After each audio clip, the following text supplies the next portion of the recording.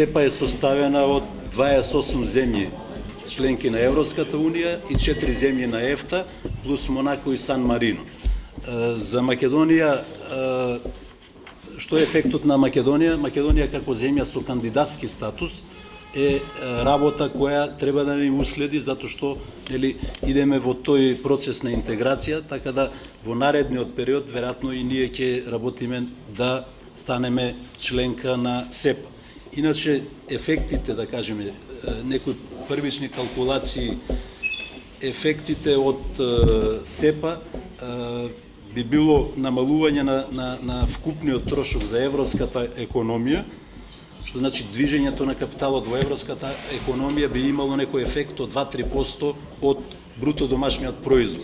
Значи, ова значи зголемување на ефикасноста на платните системи и намалување на трошоците, што сигурно ќе се реперкуира и на крајните корисници на услуги. Народната банка веќе размислува во таа сфера, веќе презема одредени активности во рамките на националната стратегија за платни системи, која што за периодот 2013-2017 година, која што ја донесовме минатата година, заедно со Сдруженијето на банкарство, Министерството за финансии.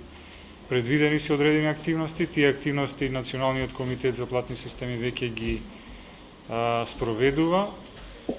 Значи, ќе биде тоа еден подолг процес во кој што и Народната банка и деловните банки во Македонија ќе треба да ги прилагодат и своите системи, сепак се тоа и инвестиции во надградување на постојните системи, можеби и целосно нови системи.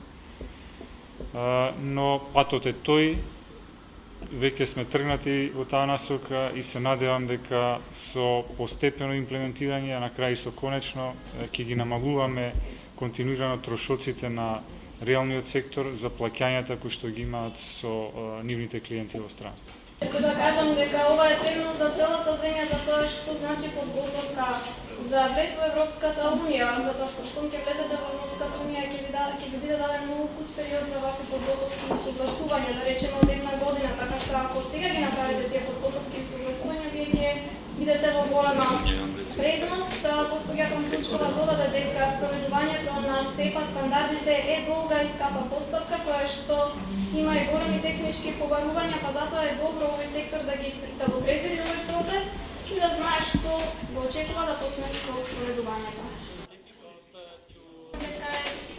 Тешко да покажеме колку високи ќе бидат трошоците за спроведување на овој систем, затоа што сите носители на платните услуги имаат различна инфраструктура.